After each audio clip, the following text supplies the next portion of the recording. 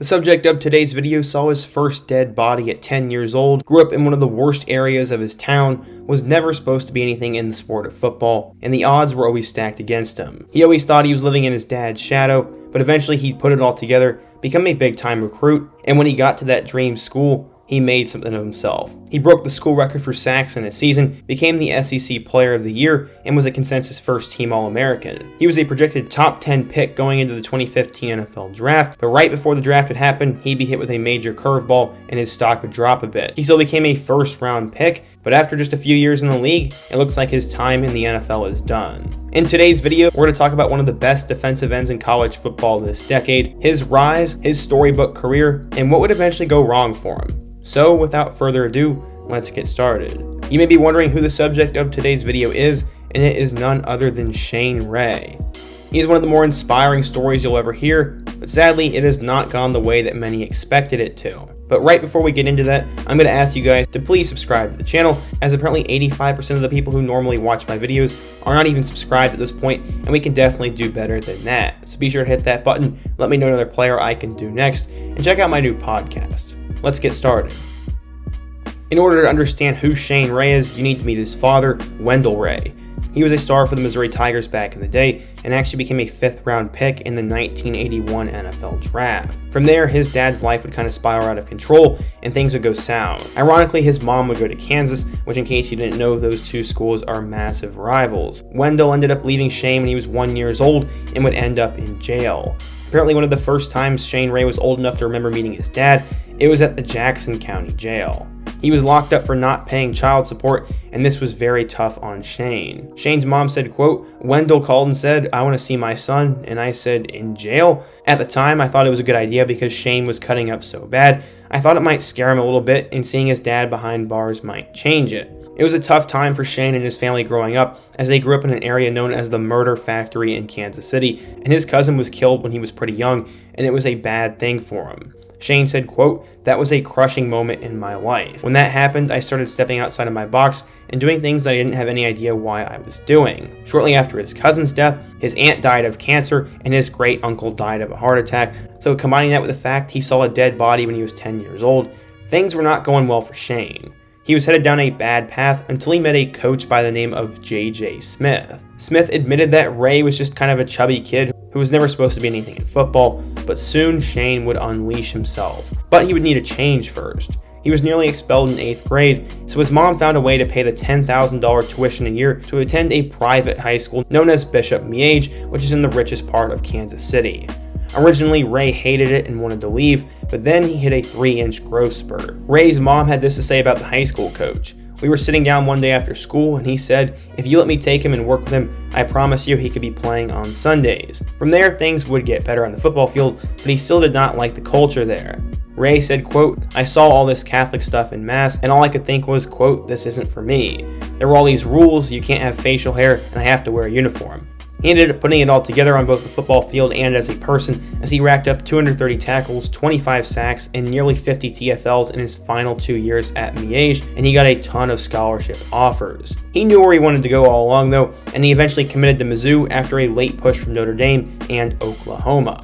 Ray would end up signing a football scholarship with Missouri in February of 2011, and his dad promised to come to that ceremony, but he never showed up. This would hit Ray tremendously hard, as his mother said, quote, "Shane cried so hard. He was like, 'What do I need to do for him to love me?' Of course, as a mother, you tell him it's not you and all the things you do as a mother, but that was very painful for him." According to 24/7 Sports, Ray was a high 3-star recruit, the number 11 weak side defensive end, and the 326th best player in the class of 2011. He had somehow made it, and now he'd be on a mission to make it happen at Mizzou. Going into his time in Columbia, Missouri, he said, quote, "When I got to Mizzou, I'm going to erase everything my dad did. It's going to be me that they remember, and it's not going to be him." This would happen, but he would have a couple setbacks along the way. He was still a hothead at Mizzou, as he would get into fights during practice. He wouldn't take things seriously, and he was not buying into the culture at Mizzou.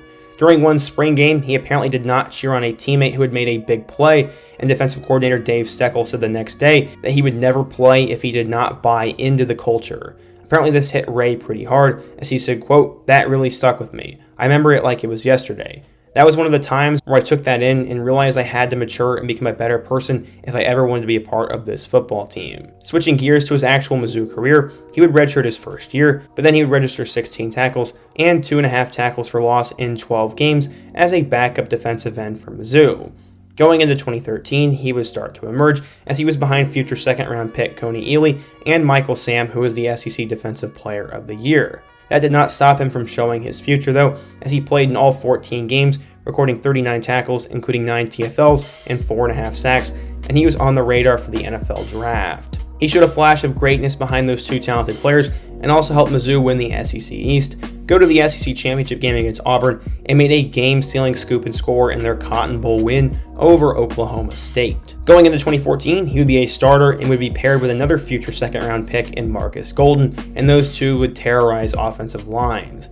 Shane was a projected first-round pick going into the season, and he lived up to all the hype he had. Through the first 5 games of the season, he set a new career high in tackles for loss with 11 and had 8 sacks to go along the way, and I cannot find any sources, but I remember at one point people were considering him for the #1 overall pick. On November 1st, he would etch his name into Mizzou football history, as against Kentucky, he would break the school record for sacks in a season. After that night, he had 12, which broke the previous mark set by SEC Defensive Player of the Year Michael Sam and former top 10 pick and NFL Pro Bowler Aldon Smith. His mom said, quote, "Shane made his dream happen.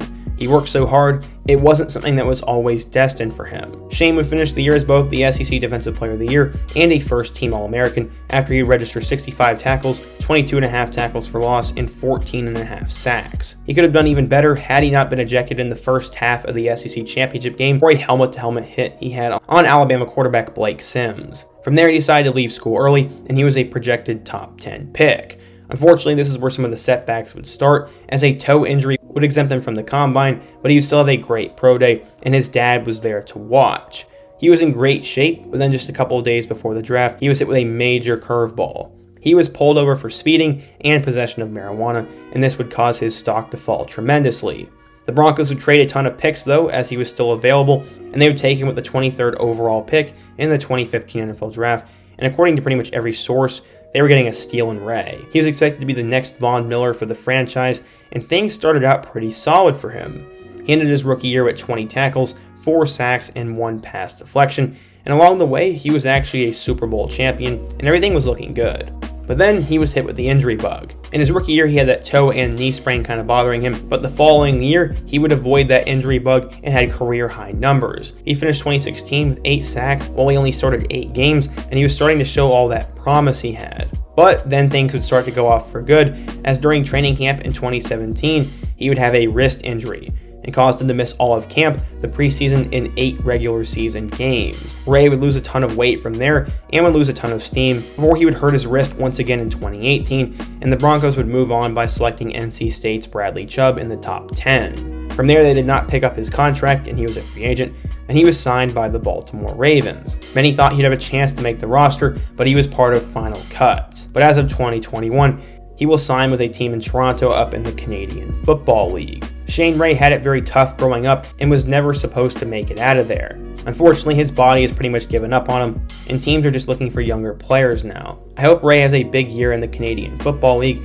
and gets a chance to go back to the NFL someday. As a Mizzou fan myself, Ray is one of my favorite players of all time, and he truly was pretty much impossible to block and was always a threat to get to the quarterback. I didn't know his story for a long time, but according to a documentary I watched on ESPN, his dad came back around the time of the NFL Draft, so I really hope he's not just using Shane for money. I don't know the details though, and I don't want to jump to conclusions, so I'm going to hope for the best, and hopefully they have put the past to rest. What do you guys think though? If you're a Mizzou or a Broncos fan, what do you think of Shane Ray? Who is another player I can take a look at next? And be sure to let me know another player who was a bust.